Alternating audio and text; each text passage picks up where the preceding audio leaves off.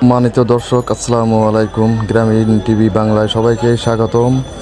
EPZ থানা আওতাধীন হাসপাতাল গেট আজকে বুধবার 5ই নভেম্বর পরিবেশ অধিদপ্তর থেকে নির্বাহী ম্যাজিস্ট্রেট অভিযান চালায় দুটি দোকানে। একটি দোকান জরিমানা দিয়ে উনি চলে গেছে, আর একটি দোকান দোকানে ওনাকে পাওয়া যায় নাই।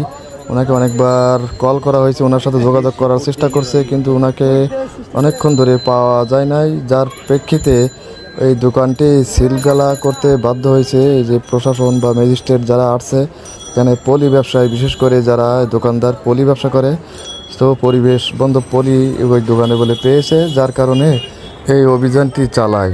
এরপরে ওনারা এই দোকানটি সিলগালা করে দিয়ে ওনারা চলে যায়।